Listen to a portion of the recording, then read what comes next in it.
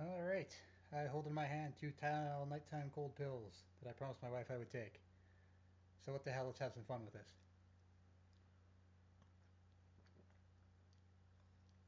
Can I get to the end of the show before I pass out from medication?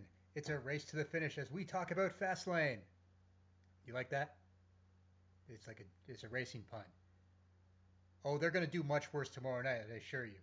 But for tonight, it is Saturday, February 20th, 2016.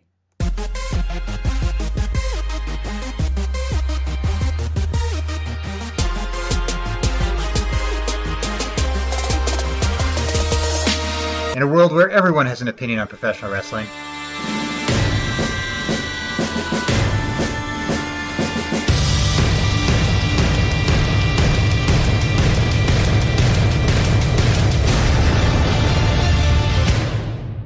so do I. I'm a man with a plan. This is the Wrestling News Experience.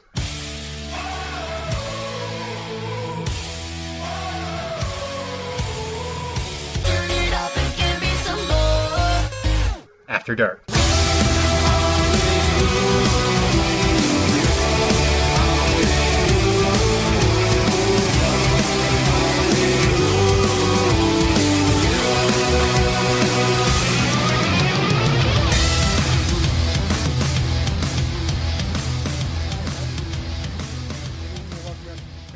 I am Steven Randle. I am not kidding.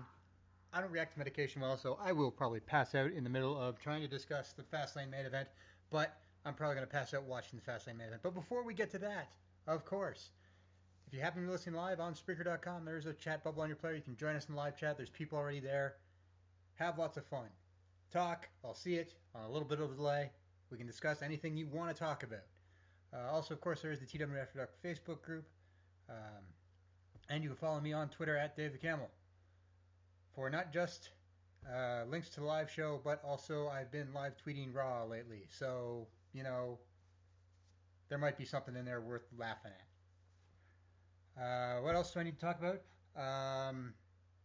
The Wrestling News Experience After Dark now officially, more or less, Sean has to get back to me but, to make it official, but part of the W2M podcast network, which is, of course, home to the Wrestling to the Max podcast, as well as some other specialty ones, including Cooperative Multiplayer, the podcast I started and was taken over by people who have more time than I do. All right. We are against the clock here. Before I pass out for medication, let's talk about, what are we talking about?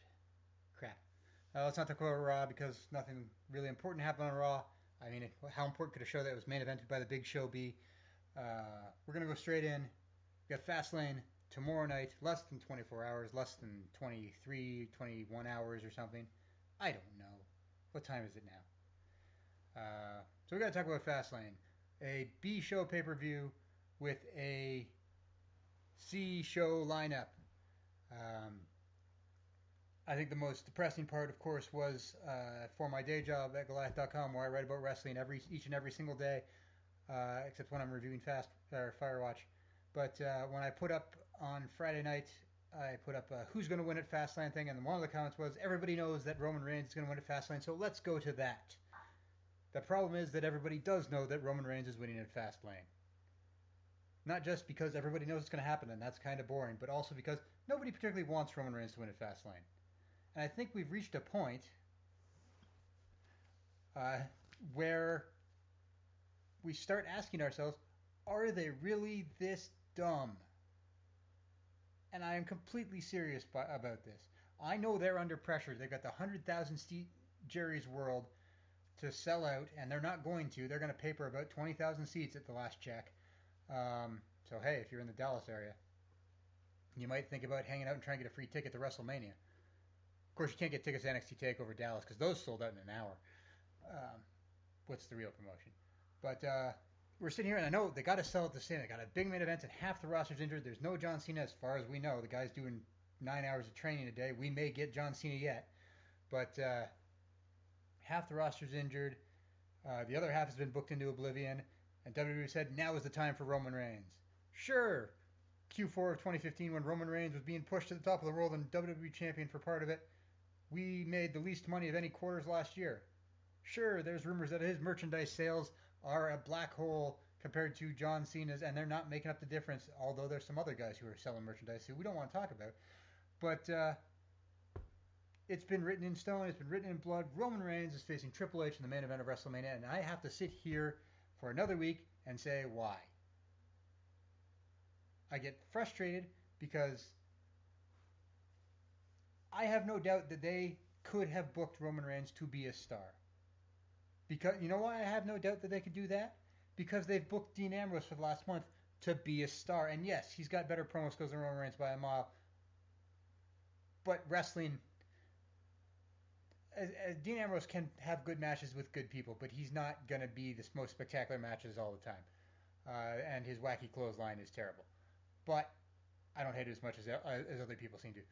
My point is in the last 3 or 4 weeks, Dean Ambrose has looked like a serious star. And Roman Reigns has just kind of been there. And I don't get if Dean Ambrose isn't winning on Sunday, and he's not winning on Sunday, unless something drastic has happened backstage in WWE in the last week. Roman Reigns is facing Triple H, so he's winning at Fast Lane. I don't understand how they're booking Dean Ambrose so effectively.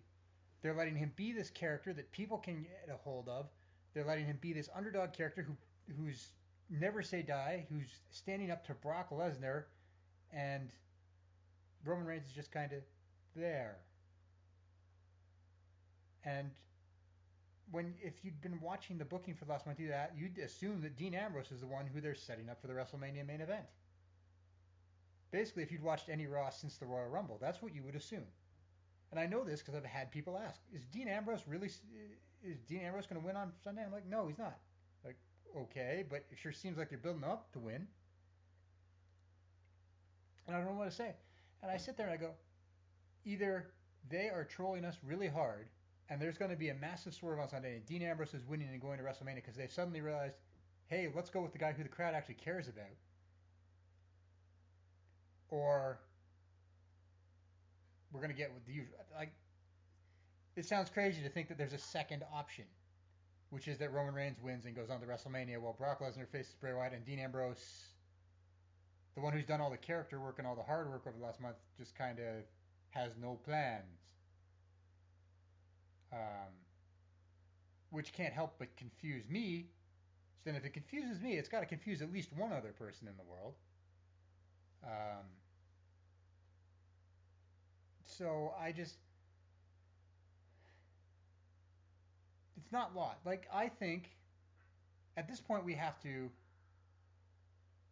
okay, is there any chance we get a double pin spot like on NXT with Zayn and Joe? There is a chance that we're going to get somehow a triple threat match at WrestleMania as they drag out this story about whether or not Roman Reigns and Dean Ambrose can still care about each other and fight, even though Roman Reigns even said that at Survivor Series they fought each other for the actual title and still like each other. But there's always a chance. There's a chance that they will say, you know what, we'll put Dean Ambrose in the match too because he deserves it. But at the same point, we're hitting that spot again where you're just delaying the inevitable with Roman Reigns once more. Is if we're putting Dean Ambrose in the main event of WrestleMania to supplement Roman Reigns so that the fans will have somebody to cheer for in that match, the question has to be raised, why do we keep putting Roman Reigns in these situations where he's not going to be cheered and still consider him a good guy? The stupid, funny, whatever you want to say thing about all this is that they could solve all these problems simply by having Roman Reigns turn heel, but they've decided he's the guy who's going to be the face of the company. And creatively, this seems like a terrible idea. And that's it. Maybe there's a giant swerve. Maybe Roman Reigns turns heel this Sunday. I wouldn't count on it. I would not put money on it. But maybe someone in WWE said, you know what, we could solve every single problem that everybody has with Roman Reigns if we turned him heel and made him everything that people think he is. If we made him the corporate guy who doesn't deserve to be here, but everyone backstage loves him, so he's going to get those chances.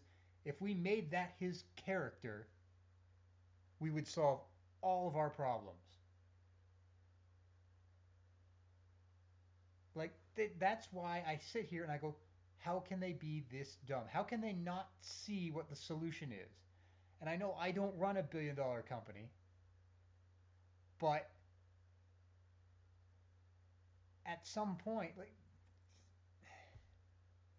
they have 28 writers plus Vince, plus I don't know if that counts Triple H and Stephanie, and they can't figure out that if we've got a guy who's getting good reactions, maybe he should be our guy. And if we have a guy who we're treating like a good guy who's getting bad reactions, maybe we should turn him heel and see if we can make that character better.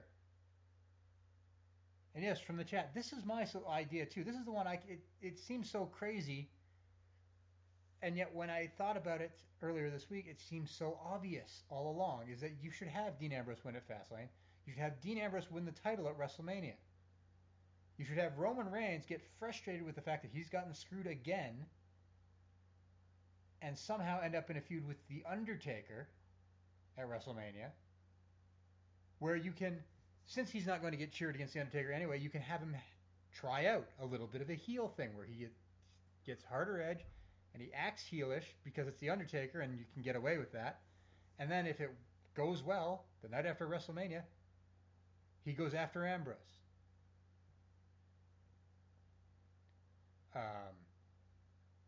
It seems like since the plan is probably to do Reigns and Ambrose, except possibly with the alignments reversed from what we'd like after WrestleMania, why not just do it, but do Reigns as the heel and Ambrose as the face? I guarantee you that it would be better than what they have actually planned. Like I said, they would solve all their problems if Roman Reigns turned heel. Because then you're supposed to hate him, and people will be glad to hate him.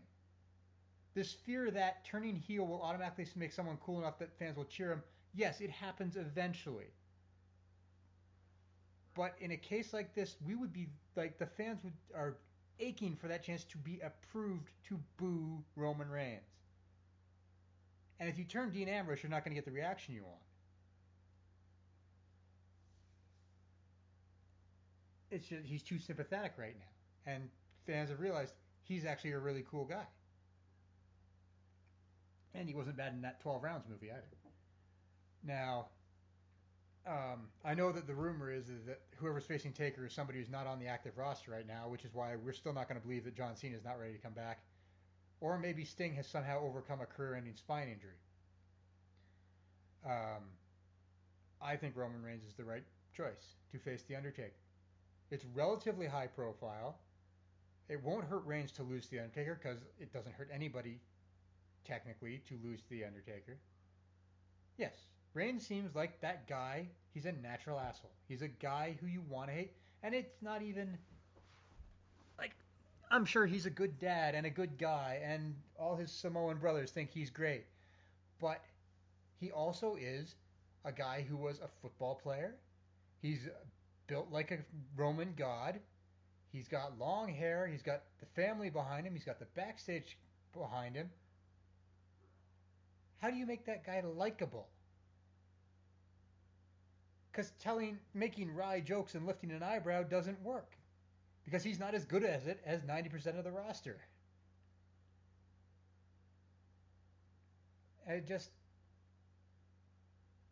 It's hard to believe that a company that debuted Rocky Maivia saw that he was getting hated and said, you know what might help him out? If we turned him heel and just went with a natural crowd reaction, and suddenly had backed into the guy who became the #1 international box office star in the world. And I'm not saying WWE had everything to do with that. I'm saying that they had this guy who, when they brought him in, and make no mistake, when they brought Rocky Maivia in, when they brought The Rock in, he was going to be in the main event whether we wanted it to be or not, because they knew who he was, they knew his talent, and with his family connections alone, he was getting a job for life. But what they did was they saw that this wasn't working, so we went a different way. And I don't know if it's because Vince was forced to change his plans for Daniel Bryan and he's decided to screw you guys, we're going to do it my way this year, or whatever, or if because he had to change his plans for last year's WrestleMania and he's just decided to stick in his ways this time. But the WWE that I grew up watching adapted to things that weren't working. When Lex Luger and the Lex Express crashed and burned, Bret Hart got to win the title at WrestleMania 10. When Diesel was the lowest drawing champion of all time, he lost the title and turned heel before heading off to WCW. When, it's just when Steve Austin became a crowd favorite, he got pushed to the moon. They've made such a lifetime of me watching them, of them adapting, and it seems that lately they've just decided that we're not going to do that because why? So I sit there and I watch a show that seems to be at every turn saying we're going to do it our way and to hell with you people. You don't know what you like. You're stupid. It is literally the audience testing segment of Itchy and Scratchy from The Simpsons where he said where everybody agrees that they love it, but they can't explain why they're not watching it anymore. And the guy says, "You don't know anything. That's why you're still kids, because you're stupid." And this is what it feels like with WWE sometimes is we tell them what we don't like and we tell them what we do like, and they say, "Well, that doesn't line up with what we think. You're stupid. We're going to do it our way." And I'm not an idiot. I know over the past that WWE has made it seem like people who are their choices are also the fans' choices. That's good creative writing to make somebody look like the fans made him into a star when actually it was WWE's actions which made us like him or dislike him or them or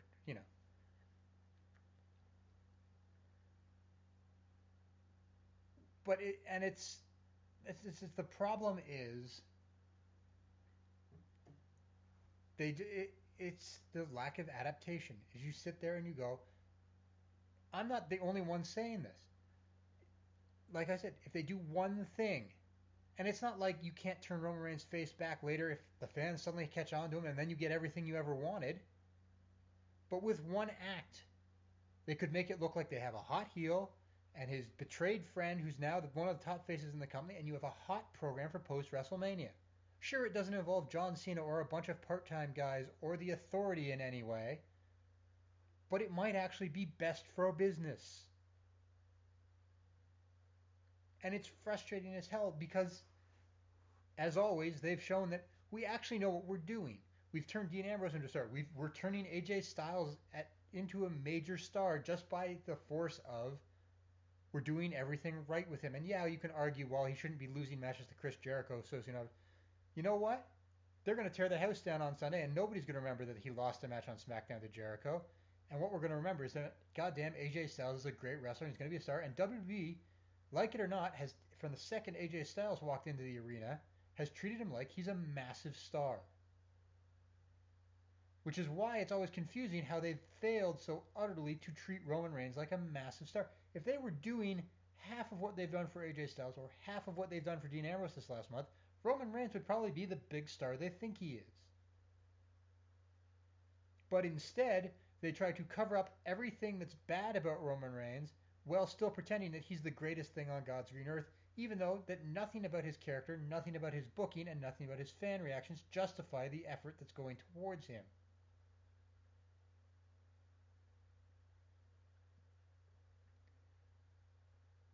And it goes back to, and we can go back to Daniel Bryan. And yes, the fans got behind him, but when WWE actually got behind him, he became an even bigger star. And they did what they should once they adapted with Daniel Bryan. Once it became clear that the fans were saying Daniel Bryan, they said, okay, here you go, here's Daniel Bryan. It's not really their fault that he got so hurt that he could not continue. And as sad as that is, it's also true.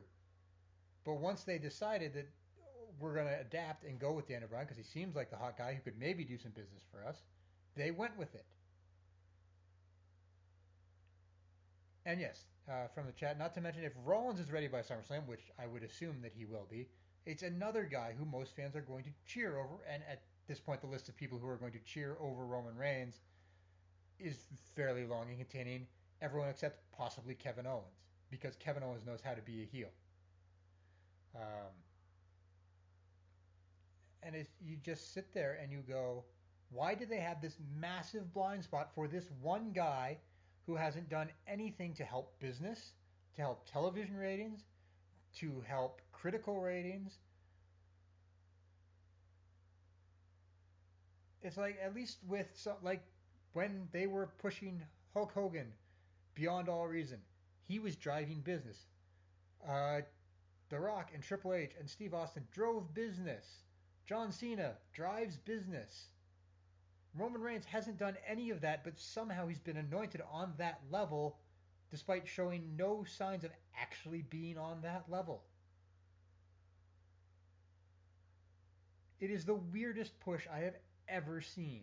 It is a guy who showed some flashes of greatness as part of a three-man tag team as the hot tag guy, which there's no shame in being that guy. Titus O'Neil is another guy who's a great hot tag guy, where, yeah, he's a terrible singles wrestler, but if you want a guy to come in and hit three big moves and get the pin as a tag match, he's your guy.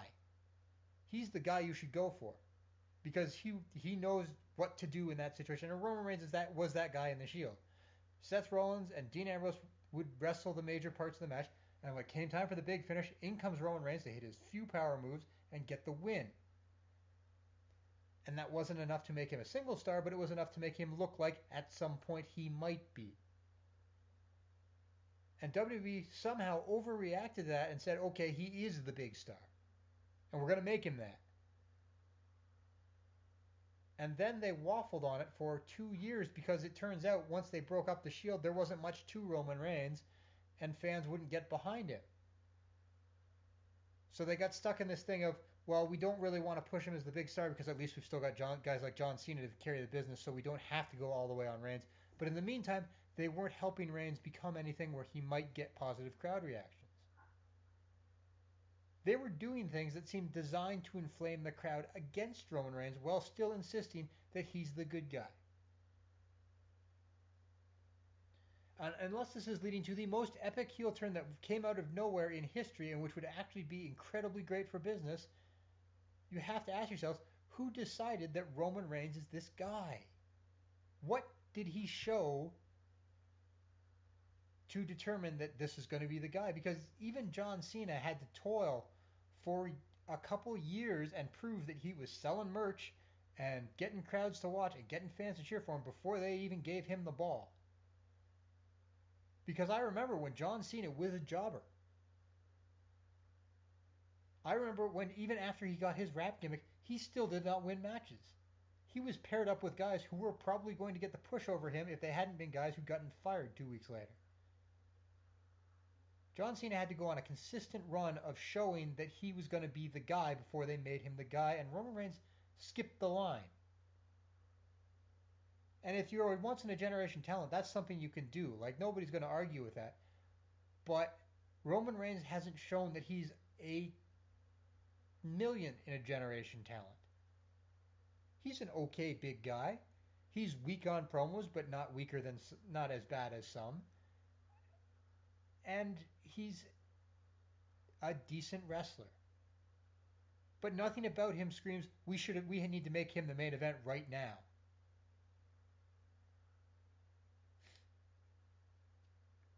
They just kind of decided and it happened, and there was no chance for fans to actually get behind any part of this. It was just one day we were told that Roman Reigns is a main event guy because we say so. And as always, it confuses me because at the same time they're doing that, they've got all these other guys who they're actually making look good. Say what you want about Kevin Owens not being used properly, but he's being put in positions where he's at least having success enough that when they decide we're going to make him feud for the WWE Championship, it's not going to look out of place. Because he's been around long and established himself as this guy, and there's enough of a crowd reaction that you could say, okay, we're going to move him up permanently. Or someone like Dean Ambrose, who carried the part of the load in the Shield with Seth Rollins, and then has developed a character over a couple of years and has moved up and has paid the dues with the that has visibly paid as much as paid your dues sounds stupid and it always does when people bring it up, but there's a level of truth to the idea of you have to pay your dues with the fans. They have to see you do stuff in order to determine your position. If you just appear one day and and fans are told you're the big guy, they're like, well, we haven't seen him actually do anything. But the fans have watched what Dean Ambrose has done over the last 2 years, and they've accepted his character, and they've said this is a guy we're like to see. Roman Reigns is just kind of, well, they broke him up from the Shield, and suddenly he was a main event singles star, and we actually never seen him wrestle a singles match. Or at least never seen one that wasn't highly protected. And that's why it's failing. It's so confusing that it is because, like I said, they know how to make a star. And they know how to adapt to crowd reactions. And they know how to twist crowd reactions so they get the ones they want. But they've decided not to in this one case. And it confuses the hell out of me. And anyway, short of some massive epiphany happening in WWE Creative, Roman Reigns is winning at Fast Lane on Sunday and will face Triple H at WrestleMania. Is there a chance Dean Ambrose could get thrown in? Yes, but I hope he doesn't. If Dean Ambrose has any part of WrestleMania, I want it to be because he won the match at Fast Lane and he gets a main event match against Triple H. And you know what? WrestleMania is going to sell on WrestleMania. They shouldn't be worrying so much about the fact that, well, we've got to have marquee matches up and down the card and they've never worried about that in the past. They really haven't. WrestleMania 20 was a two-match show, and one of them was only set up at the last minute between Eddie Guerrero and Kurt Angle. WrestleMania 20, one of their highlight events, was a one-match show, and that we can no longer talk about. And it still did well. They've had weaker cards than they will have at this WrestleMania. And it still sells. It still is their biggest event. It doesn't matter who's in the WWE title match because if it's that bad, put the Undertaker match as the main event. Or something. But I honestly think that at this point it's not going to matter who's in the main event because it's WrestleMania. They may not sell 100,000 seats, which would be a big ask if they had John Cena. If The Rock was able to wrestle, which he's not. 100,000, there's a reason why they haven't done it before. It's hard to sell 100,000 seats. And who does Ambrose face if he's not in the main event? That's kind of my issue because I can't help but think that if Ambrose is not in the main event, his destiny is a multi-man intercontinental title match at WrestleMania. Which seems much like if the New Day doesn't end up with a feud for WrestleMania, it seems like such a waste of a character that has done so much in the last year to just say, oh, we actually don't have any plans for you for WrestleMania. And this is my thing. How does Ambrose do so much good and then end up with no plans at WrestleMania? Well, Roman Reigns has done virtually nothing for the last month and has spent 2 years not getting over, but we've got every plan in the company revolving around him. I get that life's not fair, but this is just weird.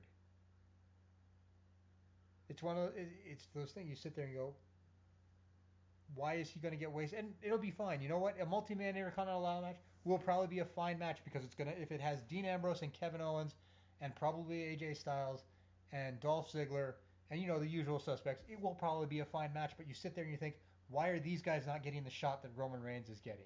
Because they're doing just as much work as he is, and in a difference, the fans actually give a shit about him.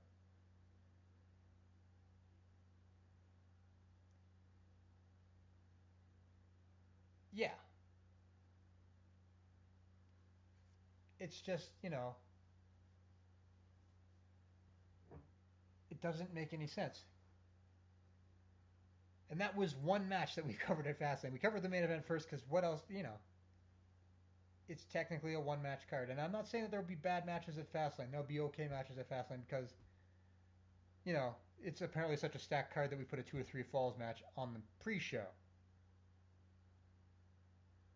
which baffles the crap out of me.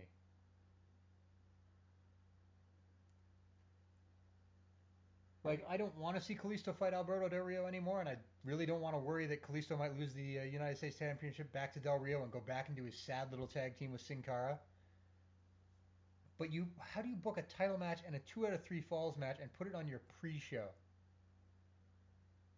You're telling me that as much as I love the Divas, you're telling me that Sasha Banks and Becky Lynch versus Naomi and Tamina in a foregone conclusion match couldn't be your pre-show match? Or, I don't know, how about the 6-man tag match featuring a bunch of guys who can't wrestle long enough to do 1 fall, let alone 3?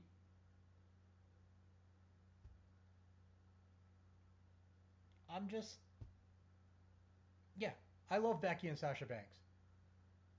It's just a tag match that should be a pre-show match. It's the embodiment of a pre-show match, or the 6-man match involving the Wyatt family is the embodiment of a match that should be on the pre-show.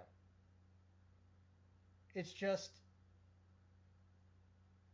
and you're going to tell me, this is the way to get motivated Alberto Del Rio? Oh yeah, you get a 2 or 3 falls match on the pre-show, which means it's going to be 10 minutes long and probably should have just been 1 fall. Yeah, and they just booked that 6-man on Monday featuring the dullest main event in the history of the recent past. I have a theory, and I've had this theory before, and I think it really shone through on Monday night. Um, they've given up on the 3rd hour of Raw. They really have, because what we got in the 3rd hour of Raw was a quick Divas match, a Social Outcast match, and I like the Social Outcast, but we got a Social Outcast versus Zack Ryder match, and the main event of Braun Strowman versus Big Show. And what a shock. They lost like 300,000 viewers that 3rd hour, because they always lose viewers for the 3rd hour, because the 3rd hour of Raw should not exist. And I think they've given up on the 3rd hour. There's a reason why their big main event angle aired at the 2nd hour main event at 10 o'clock. They have decided that if we're going to get bad ratings for that 3rd hour, why would we put our good stuff on during it? I can't blame them, but at the same time, it's a pit of their own making, because they expanded Raw to 3 hours, and unless you're getting paid as part of your job, not specifically paid to watch it, but part of your job is you have to watch Raw every week, why would you stay up and watch 3 hours of wrestling? It's hard enough on pay-per-view nights. My wife's planning to take a nap tomorrow to watch Fast Lane. I'm like, you really don't have to, because it's Fast Lane. But 3 hours of wrestling is a lot. That's why pay-per-views are 3 hours, because it's a special event, so it's a little longer. 3 hours of Raw is a death march when the show is good. I mean, it's great for me. It gives me lots of content for my column on Tuesday, but it's a long-ass show. And people don't watch till 11 o'clock at night.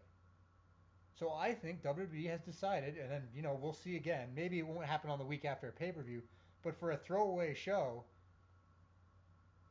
like, probably not in the lead up to WrestleMania, but after WrestleMania, we'll see how many of those 3rd hours end up with main event stuff that isn't actually their main event. It's not the first time they've done it. Back at the old MSG house shows, the main event happened, and then there was another match that just went till curfew, because it didn't matter how long it went, because it was just a meaningless match. Well, of course, Tom from England watches till 4 in the morning. And don't you feel silly sometimes watching that till 4 in the morning? I'm just saying.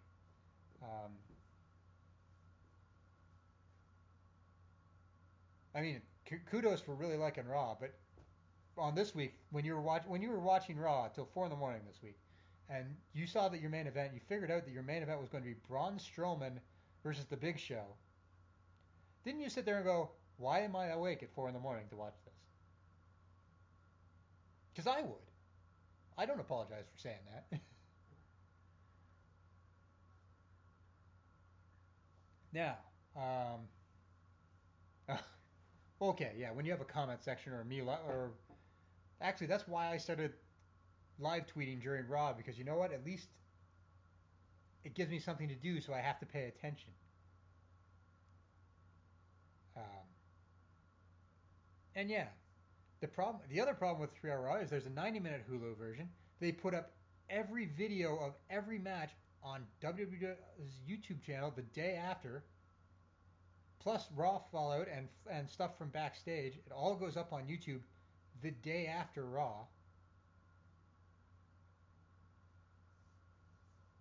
It's confusing how they've decided that YouTube is their future, even though 90% of their revenue comes from the TV. They can't replace that TV money, and they don't have to for a while. But they're certainly marginalizing their television product lately. YouTube does not bring them anywhere near as much money as USA Network, but they have every bit of content goes on YouTube the second it happens.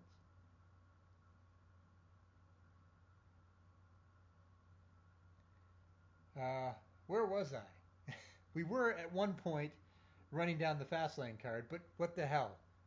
It's so boring we might as well go on tangents. And yeah, that's true. I mean, when you know it's a 3 hour show, because everyone's got DVRs now, I have a DVR. I sometimes won't start Raw on time because then I have a buffer for commercials and it kind of moves a little faster. Um, I just personally like. It's not that I don't mind that it's 3 hours long. Like it's fine. If it was 3 hours of a good show, I'd have less complaints. But it should be a 2 hour show. It was a 2 hour show for years before they decided that USA decided for some reason we're going to pay them for a third hour, and WWE said, fine, we'll take the money. Leave it on the nightstand. Um, but I mean, and one only has to watch something like Lucha Underground or NXT to say, um, how did they get so much story content into an hour when Raw can't do it in three plus SmackDown plus whatever else they have? And the reason behind that is because they have so much time, they're lazy about it. Something like Lucha Underground, which tapes a season at a time and only gets an hour a week and has to, you know, however many episodes their season is, and that's all they get to tell their stories. NXT gets 1 hour a week and a special every couple months, and it gets taped well ahead of time, so they have to have the storylines ready ahead of time, and that's all they get. So they have to make sure it all gets in there. Raw has 3 hours. If we waste a segment with a recap, we've got 2 hours and 45 minutes. It's honestly made them less creative to have so much time to fill because they can just stretch things and waste segments and say, yeah, we got lots of time. Um, yeah, could I imagine what ratings would look like if Raw replays were available on the network 24 to 48 hours later? People wouldn't watch Raw. They would wait for the network version. I guarantee it.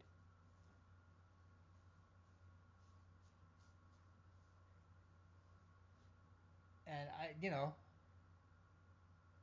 I joked to someone, and it wasn't really a joke because they said, "Oh, I'm suddenly going to be in Dallas for WrestleMania weekend." I'm like, "Well, it's too bad you can't get takeover tickets. I guess you'll have to settle for WrestleMania." And it shouldn't feel like that.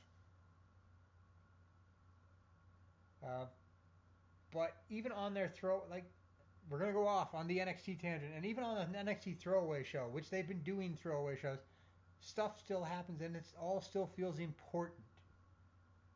There are no such things as meaningless matches on NXT because they don't have time for them. Everything has to involve character development, story development, plot development. Something has to happen in every minute of NXT because they only got an hour. Lucha Underground, the same thing. And I forgot to mention it last week. I am still watching Lucha Underground. And I'm just loving what they're doing. I understand it's not for everybody, but you watch Lucha Underground, and everything that happens, there is nothing unimportant happens on Lucha Underground. They don't waste time. And it's not, they don't just throw out wrestling match after wrestling match after match. They do have wrestling matches, and 4 or 5 per show. But every match means something. Every backstage segment means something, and it furthers plot, character, some sort of development. On Raw, we get 45 minutes of recaps because people are idiots who don't remember things that happened 5 minutes ago, according to WWE, and because they have 3 hours, we got to fill it sometime.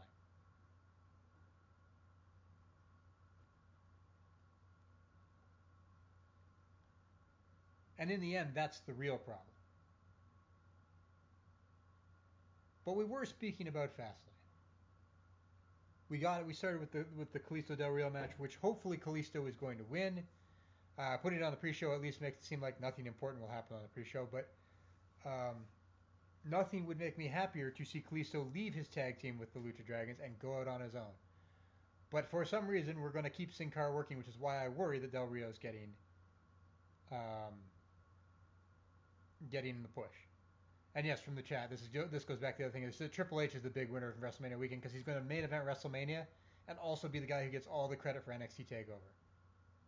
And I don't want to spoil the NXT Takeover card for those who haven't heard it, but let me tell you, if you knew the top 3 matches for NXT Takeover, because they haven't been announced yet, you would sit there and go, well, why the hell would I watch WrestleMania when that's on? And I'm not kidding even a little bit. And that's only the 3 matches that I know of. There are a couple other matches that weren't actually announced. I'm like, this up and down the NXT TakeOver Dallas card already looks far better than whatever they're going to give us for WrestleMania. And yeah, Triple H gets all the credit. He gets to make NXT great, and he gets to main event WrestleMania. And he won't get blamed if WrestleMania is bad because he's Triple H. He's next in line to run the company. What are they going to do to him? Yeah. So what else is happening at Fastlane? We have, let's not talk about the 6-man, nobody cares. I assume the Wyatt family is going to win because they're being built up to lose at WrestleMania to probably Brock Lesnar. What else we got? We got the New Day. Let's talk about the New Day, who are going to be in a segment with Edge and Christian, which is to promote the Edge and Christian show, which is going to air after Fastlane and will probably be more interesting than parts of Fastlane. It may just be an advertising segment for the New Day versus Edge and Christian because the New Day have nobody to fight. Of course, I'm going to be in that camp. They're hoping that they're going to use that segment to debut the New Day's new challengers, and if not at Fastlane, then maybe the next night on Raw. Can they give us Enzo and Cass, please? Maybe if I ask nicely. Because, like I said, if the New Day doesn't end up with a tag team match at WrestleMania, then why the hell did they work so hard carrying their segments and practically carrying Raw on a weekly basis sometimes? To do all that work and end up in the Andre the Giant Memorial Battle Royal is just a slap in the face. So we'll see. At the very least, it will be entertaining because it's 5 entertaining guys at minimum. And sure, it's a shameless plug for a show, but I think the show looks pretty cool. But again, I was going to love it because it's Edge and Christian. Your mileage may vary.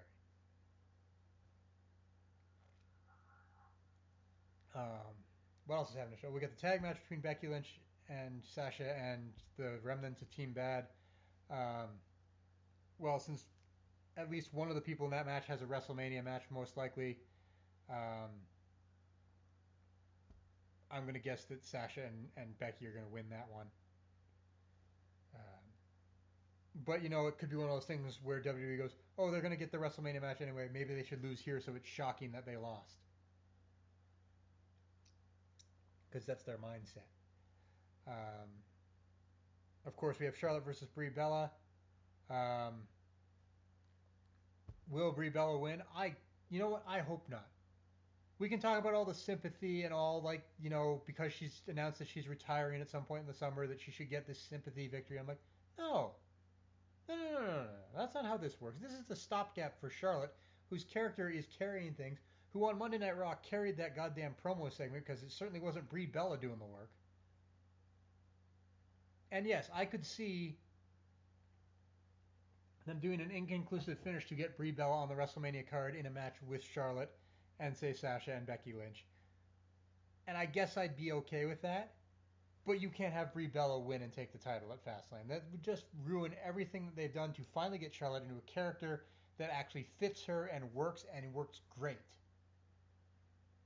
But if you put the title on Brie Bella at Fastlane, you just threw all that out the window just because Brie Bella's sister had neck surgery and Brie Bella's husband had to retire.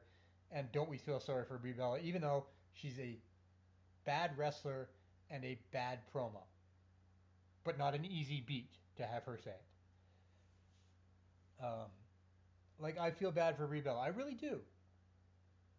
But I'd say I'm glad she's gonna retire and start a family with her husband. And but I doesn't mean I want to see her as Divas champion. And I don't think WWE is going to do that either. Um, this was just a stopgap. There's no way they're going to put the title on Brie Bella. At least not now. They may do it later when she actually retires, but this is just a thing that so they didn't do Charlotte and Sasha at Fastlane and could save it for WrestleMania. Okay. What's next? What's next? Get that. Get that. Um, Dolph Ziggler versus Kevin Owens for the Intercontinental title, which kind of has build in retrospect, but was just literally set up to have a match. Again, it's another stopgap thing. Kevin Owens didn't even have the title until Monday, so I don't see him losing it a week later. I mean, they've done it before, but this doesn't. This seems like a situation where they've been having good matches, and we gave Kevin Owens the title so they can have another good match on pay-per-view. But Owens should be winning this match. And frankly, Owens should have never lost the Intercontinental title, and I will stand by that. I don't care that Dean Ambrose kind of deserved the title too, but Kevin Owens should not have lost that title in the first place. I don't care to who. He should not have lost it.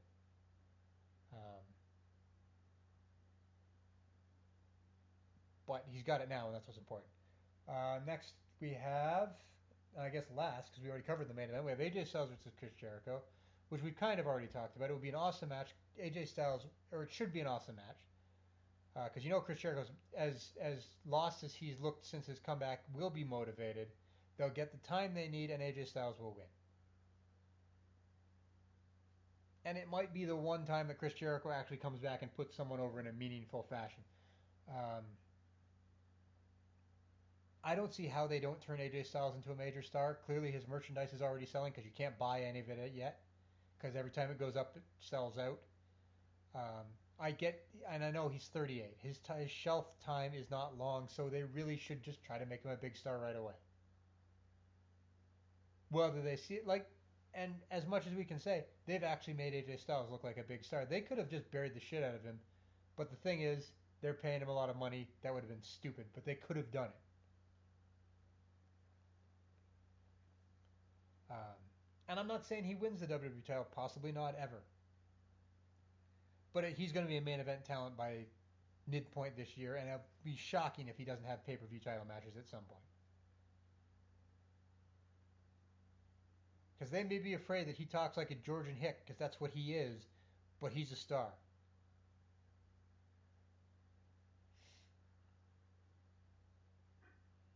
And yeah, actually, that's not a bad idea from the chat. Is to don't do a 6-man for the Intercontinental title. Have Owens versus AJ Styles, which will be an incredible match. I don't know if that's happened on the Indies. I assume it might have, but I don't know that it has. Do Owen versus AJ and let Kalisto have the U.S. title and do a 6-man, which is an option that I'm okay with, especially if they do a ladder match of some sort. Um, that is a question, as we've all talked about. Who does Brock Lesnar face? Who does the Undertaker face at WrestleMania? Who does AJ Styles face? Kevin Owens seems like a good choice to me. Even if it means I have to sacrifice my hopes of Kevin Owens and Sami Zayn tearing the house down over a title, that can happen later. Kevin Owens versus AJ Styles would be a pretty incredible match. If we can't have that, can I have Kevin Owens beating the crap out of Michael Cole for like 10 minutes? I would never get tired of that. And after he's done with that, Mauro Ranallo can do commentary. Just an idea. All right, we are still awake. This is going well. So, in general, Fastlane is looking like exactly what it is. It's a B show pay per view where nothing much of importance is going to happen. The world title is not even being defended for obvious reasons. Um, and really, it's going to hinge on one thing. Like, the wrestling will be fine. We'll get good matches out of Ziggler and Owens and the pre show match, and Styles and Jericho, and the women. And we'll forget about the Wyatt family match about 5 seconds after it happens. Um, Yeah, Sami Zayn will be extremely busy on WrestleMania weekend, and I don't want to spoil it for people who don't know. But it'll be good. I'm still going to good wrestling match. But you know what people are going to remember Fastlane for? It's going to be who wins the main event and whether we get really happy or really sad. Or, not sad, disappointed, but we knew it was going to happen anyway, which will manifest as anger.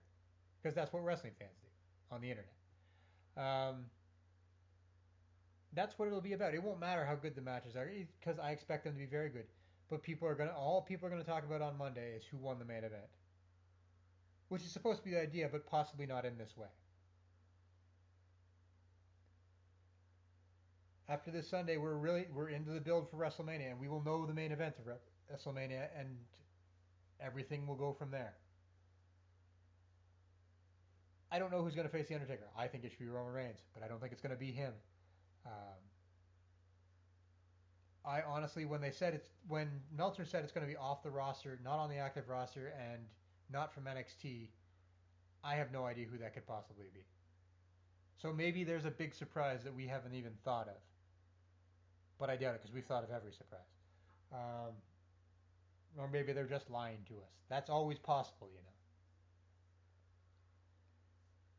But I mean, obviously I'll be watching, and as always, it's $10 on the WWE Network, so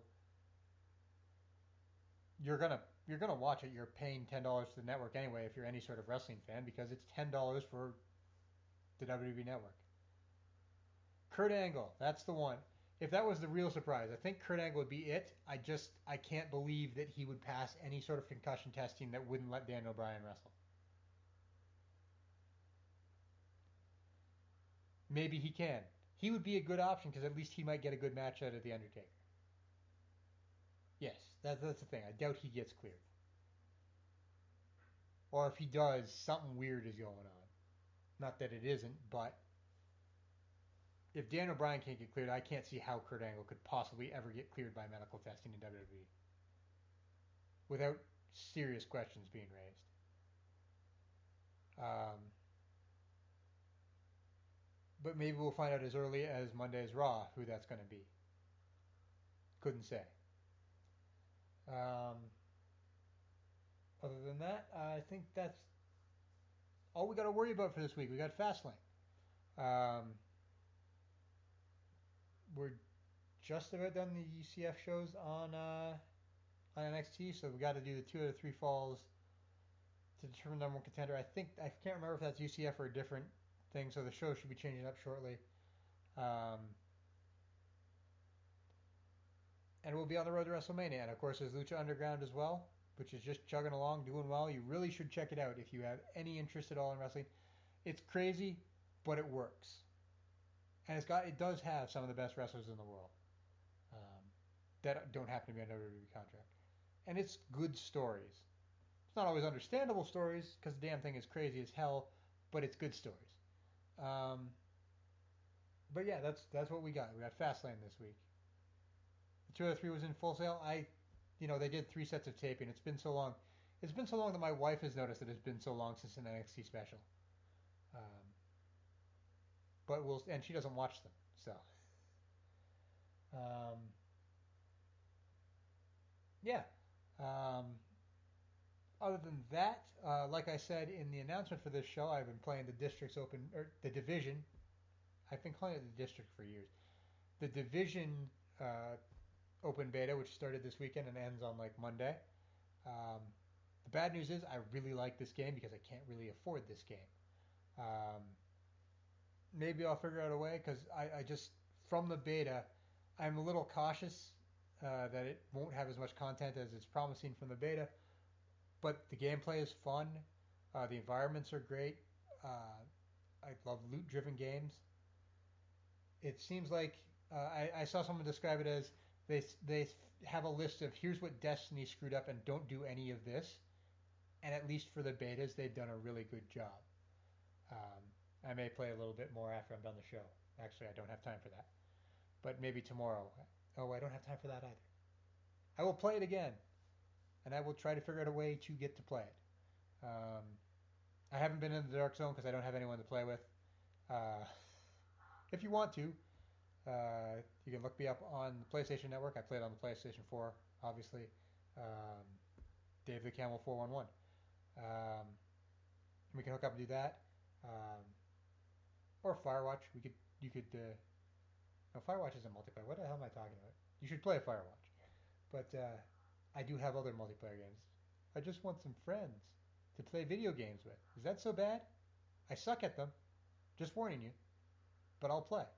Um, other than that, was I playing any other games this week? Not particularly. We're headed for a crush of a lot of games coming out, so that's kind of my problem. Um, if I get the Division, will I have enough money later on to get Uncharted 4? But we'll see. Um, I haven't played anything spectacular this week other than that, but that was kind of enough. Don't you agree? Um, Let me just check and make sure nothing else exciting has happened in the world of wrestling this week. I did see Deadpool. I should mention that. I know I've mentioned it a couple times in other stuff, but yeah, it's hilarious. It's probably the funniest superhero movie out there. It's not actually gonna like rewrite the superhero movie in any particularly big way because it is just an origin story, but it's hilarious. Um, I really enjoyed it. I didn't take my wife to it, and that's probably a good idea. And I would never take a child to it, and that's what I'll say about it. It's really good, but it's for adults. Um, I've also started watching on Netflix that Love Show, which is done by Judd Apatow, and it's basically what you'd expect from Judd Apatow movies, except now he has absolutely nobody telling him you can't say or do that on television. So there's a lot of sex, nudity, and swearing and drug use. Think it's the 40-year-old version, just with a lot more boobs. Not a lot more. There just are boobs and a lot of swearing. The future of television, ladies and gentlemen. Um, anyway, that's going to do it for about this week. I think I'm about 10, 15 minutes away from passing out, and I've got to get this posted before I do that. So I want to thank everybody in the chat for hanging out and participating. I want to thank everyone for listening. Again, if you want to follow us, you can follow us on Spreaker.com. You can follow the TWNE After Dark Facebook group. You can follow me on Twitter at Dave the Camel. The episodes of TWNE After Dark are available. I got to go through all this on the Facebook group, on 411mania.com, on Spreaker, on iTunes and Stitcher, and will be available through the W2M Network, I assume, as soon as I nail things down with Sean, which is just a way for me to get more listeners without actually having to do any extra work. And who's going to say no to that? So I hope in some way we enjoy Fast Lane on Sunday. I hope we enjoy something wrestling in the next week, because otherwise, why would we do it? So once again, I want to thank everyone for listening. We will see you again next week, next Saturday. We'll talk about more wrestling and some other things. So for everyone here, have a good one. Always be a fan.